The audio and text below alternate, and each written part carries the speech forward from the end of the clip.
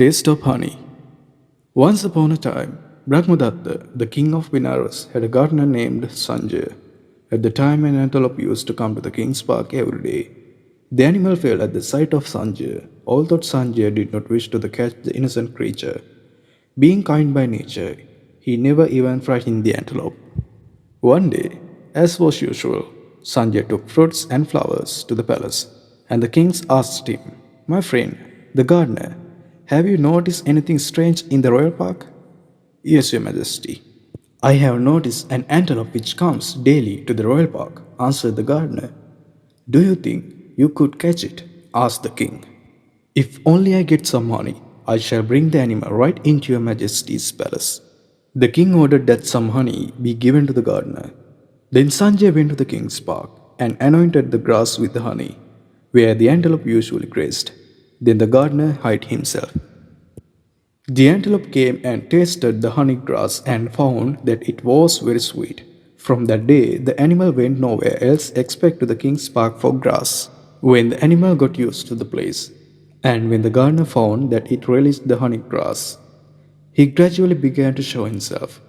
The appearance of the man made the animal run away on the first few days, but later it got used to the gardener and did not try to run away from him.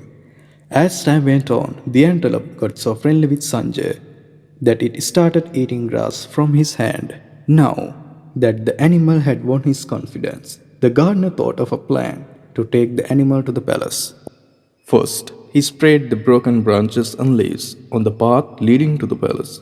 Then he tied a big bunch of grass onto his waist and took a ground of honey on his shoulders.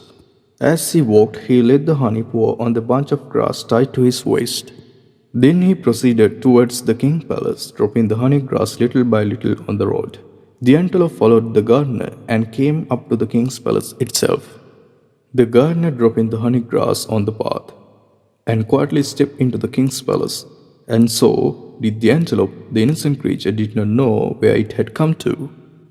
As soon as the antelope came into the palace, the doors were shut.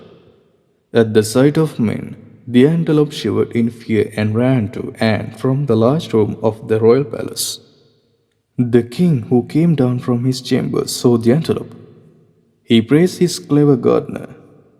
Then the king, who was in fact the Bodhisattva, admonished the gathering thus: "Have a look at this antelope. Such a timid creature it is, that it runs away as fast as the wind from the very sight of a single man. And now it has come to our midst, a large gathering of people. This poor creature knows that it cannot escape from them now into a place of safety. What is it that led this animal to such a situation?